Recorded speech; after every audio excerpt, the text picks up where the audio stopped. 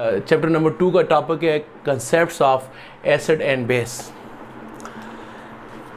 Last lecture में हमने पढ़ा था एसिड्स कौन सी चीज़ होती हैं, एसिड की क्या प्रॉपर्टीज़ होती हैं, बेस कौन सी केमिकल्स को कहते हैं, इसकी क्या प्रॉपर्टीज़ होती हैं। एसिड और बेस की प्रॉपर्टीज़ को डिफ़ाइन करने के लिए, उसकी लिमिट रखने के लिए मुख्तलिफ़ साइंटिस्ट ने मुख्तलिफ़ थ्योरीज पेश की। इस वक्त तक 6 से ज़्यादा थ्योरीज कंसेप्ट हैं, लेकिन आपके कोर्स में 3 कंसेप्ट हैं। एक है हारिनियस कंसेप्ट है, उस साइंटिस्ट का एसिड और बेस के बारे में अपना कंसेप्ट है कि कौन सी केमिकल स्पीशी को हम एसिड डिक्लेयर करेंगे, कौन से को क्या करेंगे बेस। फिर लोरी ब्रासेट साइंटिस्ट हैं, उनका अपना कंसेप्ट है। लोरी एक अलग साइंटिस्ट है, ब्रासेट अलग, दोनों की कंसेप्ट सेम है तो उनको इकट्ठा हम स्टडी करते हैं। और तीसरा है लीवर्स कंसेप्ट। आपका जो मेट्रिक क्लास का कोर्स है और जो फर्स्ट ईयर है, इसमें ये 3 ही कंसेप्ट हैं। कौन सा? आरिनियस कंसेप्ट, लोरी ब्रासेट कंसेप्ट और लीवर्स कंसेप्ट। ये जो टॉपिक है ये 10th क्लास की चैप्टर नंबर 2 में, और अगर आप इसी फर्स्ट ईयर के स्टूडेंट्स भी जो इसको स्टडी कर सकते हैं फ्रॉम चैप्टर नंबर 8। ये टॉपिक एक 10th क्लास की दूसरे चैप्टर से है और फर्स्ट ईयर के ये 8वें चैप्टर से है। तो सबसे पहले जो कंसेप्ट हम स्टडी करते हैं वो है about the Arrhenius concept, Arrhenius concept of acid and base. Arrhenius concept कहते हैं कि any species which give hydrogen ion in aqueous solution is declare as acid. क्या एसिड कौन सी स्पीशी है? Which give hydrogen ion, any species which give hydrogen ion किस में? In aqueous solution. Aqueous solution किसे कहते हैं? वाटर को। वो वाटर सॉल्यूशन के अंदर अगर आपका जो सॉल्वेंट है वाटर है तो उस सॉल्यूशन को आप क्या कहेंगे? Equals solution. तो वो केमिकल स्पीशी जो इक्वस सॉल्यूशन में हाइड्रोजन आयन दें, आरिनियस कंसेप्ट के मुताबिक उनको हम क्या कंसिडर करते हैं? एसिड कंसिडर करते हैं। और वो केमिकल स्पीशी जो we give hydroxyl ion, hydrogen ion तो हो गया H+ को कहते हैं, और हाइड्रोक्सिल कैसे कहते हैं? OH। ये हो गया हाइड्रोजन से हाइड्रो हो गया और ऑक्सीजन से क्या हो गया? ऑक्सल। OH को क्या कहते हैं? हाइड्रो ऑक्सल। ये हो गया हाइड्रो, ये हो गया ऑक्सल। और इस पर कौन सा चार्ज होता है? Negative charge. तो आरिनियस कंसेप्ट के मुताबिक उस स्पीशी को हम बेस कर डिक्लेयर करेंगे which give hydroxyl ion in aqueous solution. जो वाटर के अंदर, जो इक्वस सॉल्यूशन के अंदर क्या दे? हाइड्रोक्सिल आयन दे, उसको हम क्या कंसिडर करते हैं? बेस कंसिडर करते हैं। तो इस कंसेप्ट की जो सबसे अहम बात यह है कि इसकी लिमिटेशन में भी शामिल है। ये कंसेप्ट सिर्फ उन रिएक्शन को डील करता है जो किसके अंदर हो? वाटर के अंदर हो, इक्वस सॉल्यूशन के अंदर हो। वो केमिकल स्पीशी जो वाटर में हाइड्रोजन दे वो एसिड है, जो वाटर के अंदर हाइड्रोक्सिल आयन दे वो क्या है? बेस है। फॉर एग्जांपल HCl है, हाइड्रोक्लोरिक एसिड, फेमस एसिड है। इसको अगर आप वाटर के अंदर आप डालेंगे, इसको वाटर का सॉल्वेंट हो, इसको आप इस वाटर के अंदर डालें तो क्या हो जाएगा? इसकी ब्रेक डाउन हो जाएगी, टूट जाएगा HCl। किस में? H+ में और Cl- में। तो हाइड्रोक्सिल आयन वाटर में इसकी आयोनाइजेशन हुई, इसकी ब्रेक डाउन हुई, इसने आपको क्या दिया? हाइड्रोजन आयन दिया। ये क्या चीज़ है? जो वाटर में हाइड्रोजन आयन दे, इसको हम क्या कहते हैं? एसिड कहते हैं। इसी तरह आप ले लें HNO3 nitric acid. Nitric acid को अगर आप वाटर इक्वस सॉल्यूशन किसे कहते हैं? इक्वस मीन वाटर, यानी अगर आप किसी रिएक्शन के दौरान जो सॉल्वेंट है वाटर है तो वो जो सॉल्यूशन बनता है उसको हम क्या कहते हैं? Equals solution. और वाटर के अलावा कोई और सॉल्यूशन हो उसको हम कहते हैं नॉन इक्वस सॉल्यूशन। तो इस कंसेप्ट के मुताबिक वो चीज़ जो वाटर में ब्रेक डाउन हो, आयोनाइज हो, डिसोसिएट हो, आप बहुत से वर्ड यूज़ कर सकते हैं। ब्रेक डाउन, आयोनाइज होना, डिसोसिएट होना, और हाइड्रोजन आयन दे वो एसिड है। जिस तरह ये HNO3 है, इसको आप वाटर के अंदर ऐड करेंगे, वाटर के अंदर डालेंगे तो इसकी ब्रेक डाउन हो जाएगी। इसमें H+ और NO3-। H+ अलग हो जाएगा और NO3- क्या हो जाएगा? अलग हो जाएगा। ये वाटर में डिसोसिएट हुआ, इसने H+ दिया, ये वाटर में डिसोसिएट हुआ, इसने भी क्या दिया? H+ दिया। तो आरिनियस के मुताबिक वो स्पीशी जो वाटर में डिसोसिएट हो और H+ दें उसको हम क्या कहते हैं? एसिड कहते हैं। तो HCl भी एसिड है, इस तरह नाइट्रिक एसिड भी क्या है? एसिड है। इस तरह जो सल्फ्यूरिक एसिड है H2SO4, तो H2SO4 को देखें तो इस कंसेप्ट के मुताबिक वो भी एसिड है। क्यों? वाटर में उसको डालें सल्फ्यूरिक एसिड, तो सल्फ्यूरिक एसिड में कितने हाइड्रोजन है? 2। इसमें एक तो एक दिया, इसमें 2 हाइड्रोजन आयन है, ये 2 हाइड्रोजन देगा। और साथ क्या बन जाएगा, SO4 बन जाएगा। H हाइड्रोजन आयन अलग हो जाएगा, SO4 क्या हो जाएगा, अलग। यहाँ देखिए 2 है, H अलग हो गया, पीछे क्या बन गया, क्लोराइड -4। H अलग हो गया, पीछे क्या, ये क्लोरीन से क्लोराइड बन गया, ये नाइट्रिक एसिड से क्या बन गया, नाइट्रेट। इसको क्या कहते हैं, नाइट्रेट। ये sulphuric acid, SO4 sulphuric acid. जब हाइड्रोजन निकल गया, ये SO4 अकेला रह गया, इसको हम कहेंगे सल्फेट। तो नाइट्रिक एसिड से जो बना उसको हम कहते हैं नाइट्रेट, सल्फ्यूरिक एसिड से जो बना उसको हम क्या कहते हैं, सल्फेट कहते हैं। ये तो हो गए एसिड्स। एसिड वो स्पीशी हैं जो अरीनीस के मुताबिक जो वाटर में डिसोसिएट हो, इकोसिस्टम में डिसोसिएट हो और वो क्या दें, हाइड्रोजन आयन दें।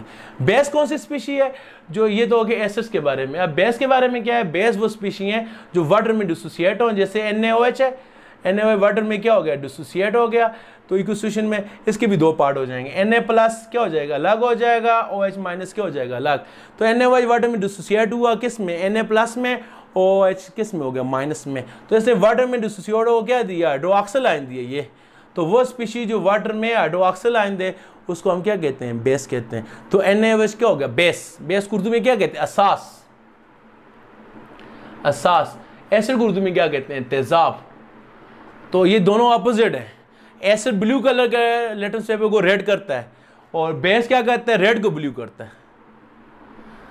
अच्छा, तो इस तरह इसके अलावा KOH एक केमिकल है, KOH पोटाशियम हाइड्रोक्साइड। ये पोटाशियम हो गया, ये हाइड्रो हो गया, ये ऑक्साइड। ये भी डिसोसिएट होता है किस में, K अलग हो जाएगा और OH क्या हो जाएगा, अलग हो जाएगा। इसकी भी 2 पार्ट, Na अलग, OH अलग। इसमें भी K अलग हो जाएगा, OH क्या हो गया, अलग हो गया। ये वाटर में डिसोसिएट हुआ, इसने आपको क्या दिया, हाइड्रोक्सिल आयन दिया। तो जो वाटर में ब्रेक डाउन हो, डिसोसिएट हो, आपको OH आयन दे, उसको आप क्या कहेंगे, अरीनीस जो साइंटिस्ट था उसके मुताबिक ऐसी केमिकल स्पीशी को हम क्या कहेंगे, बेस कहेंगे। ये था अरीनीस का कंसेप्ट। इसमें जो ड्रॉबैक्स है, इसके ऊपर जो ऑब्जेक्शन क्या है, सबसे बड़ा ऑब्जेक्शन ये है कि ये कि सिर्फ उन रिएक्शन को डील करता है जो किसके अंदर होते हैं, इको सॉल्यूशन के अंदर होते हैं। केमिस्ट्री के अंदर बहुत ज़्यादा जो रिएक्शंस हैं वो वाटर के अलावा होते हैं। जो ऑर्गेनिक केमिस्ट्री आपने पढ़ा है, केमिस्ट्री की 2 बड़ी ब्रांचेस है, ऑर्गेनिक और इनऑर्गेनिक। ज़्यादा जो डेली लाइफ में जो केमिकल रिएक्शन होते हैं वो इंडस्ट्रीज़ में जो आपकी लैब्स में होते हैं वो क्या होते हैं, ऑर्गेनिक केमिस्ट्री के रिएक्शन होते हैं। ऑर्गेनिक रिएक्शन जो होते हैं वो वाटर में नहीं होते, वो अल्कोहल में होते हैं, बेंजीन में होते हैं, कार्बन टेट्राक्लोराइड में होते हैं। क्योंकि आप पढ़ चुके हैं 9th क्लास में कि लाइट डिजॉल्व लाइक जो ऑर्गेनिक कंपाउंड है वो वाटर में डिसोसिएट नहीं होते। तो जो ऑर्गेनिक कंपाउंड के रिएक्शन के लिए हम वाटर के अलावा कोई सॉल्वेंट यूज़ करते हैं।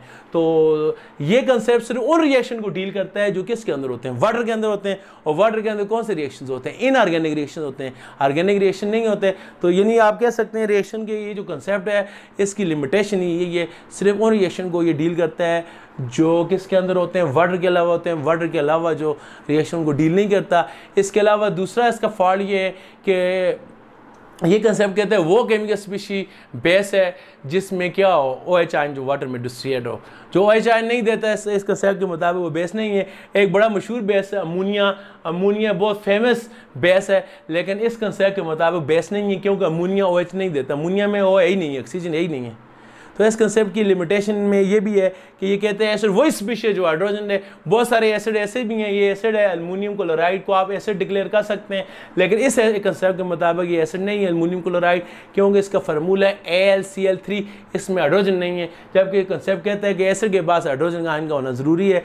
इस तरह जो अमोनिया है इस कंसेप्ट के मुताबिक अमोनिया बेस नहीं है। क्यों नहीं है, क्योंकि अमोनिया के पास OH नहीं है। तो ये कंसेप्ट कहता है कि बेस के पास OH का होना ज़रूरी है और एसिड के पास हाइड्रोजन का होना ज़रूरी है। और तीसरा ऑब्जेक्शन क्या है, ये कंसेप्ट सिर्फ उन रिएक्शन को डील करता है जो किसके अंदर होते हैं, वाटर के अंदर। वाटर के अलावा जो मीडियम होते हैं उनके अंदर ये रिएक्शन को डील नहीं करता। इसके बाद दूसरा जो कंसेप्ट आ गया वो आ गया डी स्टूडेंट, वो आ गया लीवस का कंसेप्ट। लीवस का कंसेप्ट आपने 9th क्लास में पढ़ा है ना, कोवल आयनिक बॉन्ड, कोवलेंट बॉन्ड। तो जो कोवलेंट बॉन्ड का जो कंसेप्ट था वो भी किसने दिया, लीवस कंसेप्ट। फिर उसने कोवलेंट बॉन्ड के कंसेप्ट की बेस पर उसने स्ट्रक्चर भी दिया, आपने 9th क्लास में पढ़ा भी है लीवस स्ट्रक्चर। तो लीवस ने एसिड और बेस के बारे में भी आपने एक कंसेप्ट पेश किया। ये क्या कहता है जी, एसिड वो स्पीशी होती है, लीवस के मुताबिक एसिड वो स्पीशी होती है विच एक्सेप्ट, ये कहते हैं which accept are tend to accept, वो स्पीशी जो accept are tend to accept electron pair, वो केमिकल स्पीशी जो रिएक्शन के दौरान इलेक्ट्रॉन पेयर को एक्सेप्ट करे टेंड टू एक्सेप्ट, ये टेंड टू एक्सेप्ट का मतलब है एक्सेप्ट न भी करे, एक्सेप्ट करने की सलाहियत रखे। इस कंसेप्ट के मुताबिक वो केमिकल स्पीशी क्या है, एसिड है। एसिड वो केमिकल स्पीशी है जो किसी केमिकल रिएक्शन के दौरान क्या करती है, किसी केमिकल रिएक्शन के दौरान इलेक्ट्रॉन को क्या करती है, एक्सेप्ट करती है।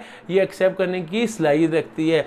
और बेस कौन सी स्पीशी है, ज़ाहिर एसिड इलेक्ट्रॉन को एक्सेप्ट करती है, तो बेस कौन सी स्पीशी होगी, विच डोनेट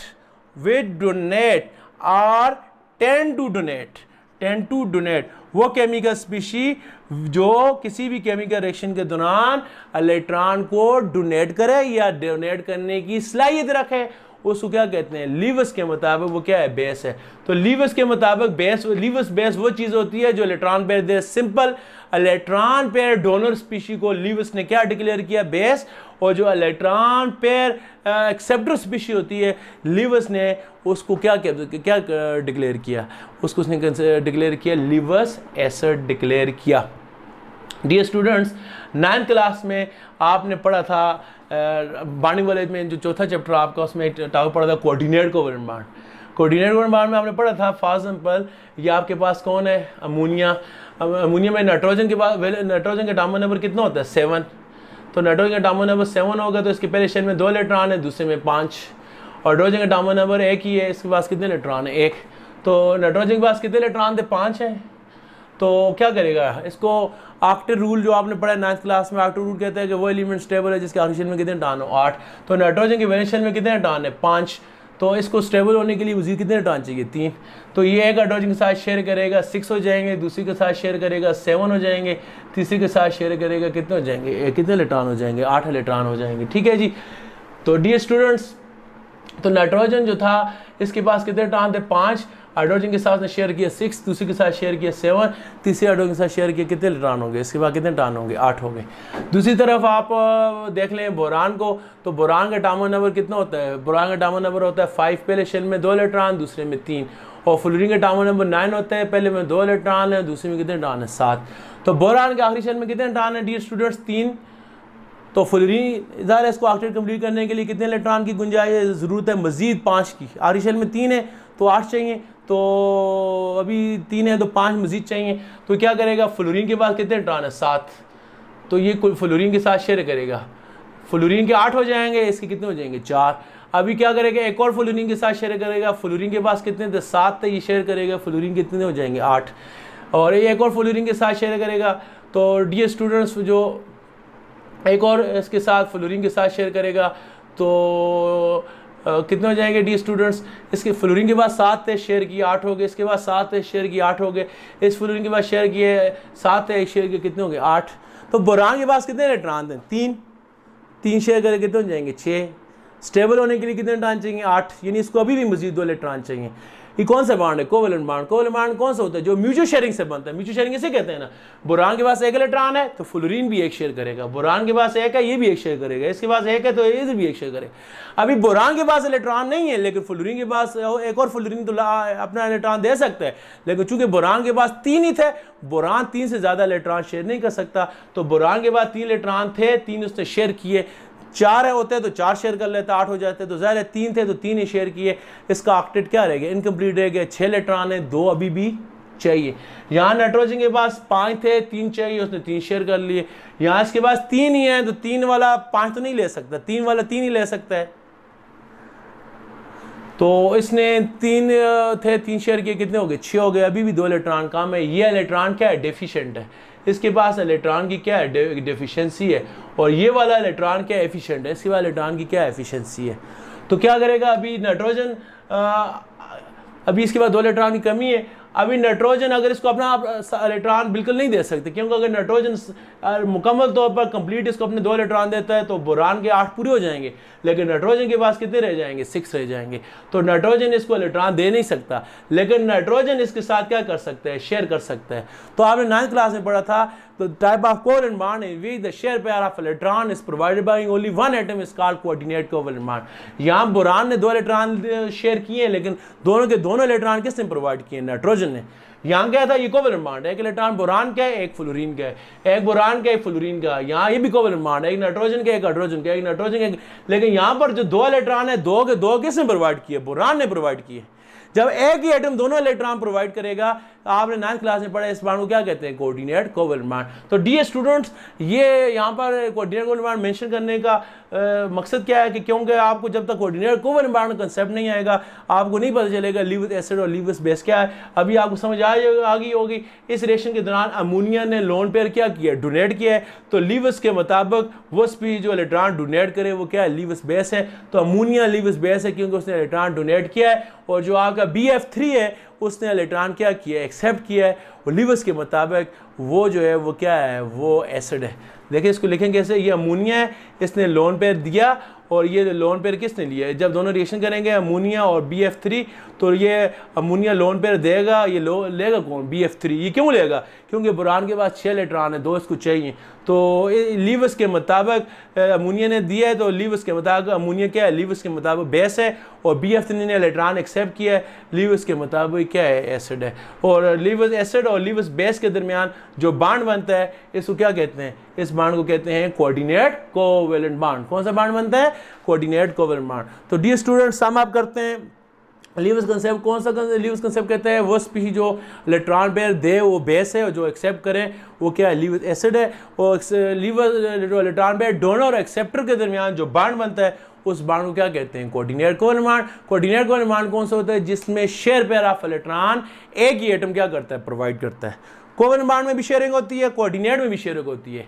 फर्क क्या है? कोवैलेंट बॉन्ड में म्यूचुअल शेयरिंग होती है, दोनों का एक एक इलेक्ट्रॉन होता है, दोनों इलेक्ट्रॉन दोनों तरफ से होते हैं। लेकिन कोऑर्डिनेट कोवैलेंट बॉन्ड में म्यूचुअल शेयरिंग नहीं होती, बल्कि कौन सी शेयरिंग होती है? वन साइडेड शेयरिंग, यानी दोनों इलेक्ट्रॉन एक ही सिंगल एटम क्या करता है? प्रोवाइड करता है। जैसे यहाँ देखें, अमोनिया के नाइट्रोजन ने दोनों इलेक्ट्रॉन प्रोवाइड किए, किसको? बोरान को। अगर एक इलेक्ट्रॉन बोरान को होता, एक नाइट्रोजन का होता, फिर हम कहते हैं ये कौन सा बॉन्ड है? कोवैलेंट बॉन्ड है। लेकिन ये इलेक्ट्रॉन दोनों एटम ने प्रोवाइड, अकेले नाइट्रोजन ने प्रोवाइड किया है, तो हम इसको क्या कहेंगे? कोऑर्डिनेट कोवैलेंट बॉन्ड कहेंगे। तो अरीनियस कंसेप्ट कहते हैं वो स्पीशीज जो हाइड्रोजन आयन दे वाटर में एसिड है, जो OH आयन दे वो क्या है? बेस है। और लीविस कहते हैं जो इलेक्ट्रॉन पेयर डोनेट करे वो बेस है, जो एक्सेप्ट करे वो क्या है? एसिड है। इसके मुताबिक दोनों देने वाले हैं, ये एक हाइड्रोजन देते हैं, हाइड्रोक्सिल आयन देते हैं। इसके मुताबिक एक डोनर एक एक्सेप्टर है, जो इलेक्ट्रॉन दे वो बेस है, जो ले वो एसिड है। ये 2 कंसेप्ट हो गए। और तीसरा जो कंसेप्ट है इंशाल्लाह नेक्स्ट टॉपिक में पढ़ेंगे वो है Lowry Bronsted concept. Thank you for watching me. अगर आपको कोई भी क्वेश्चन हो, कोई कंफ्यूजन हो, तो आप वीडियो के कमेंट्स में पूछ सकते हैं। Thank you.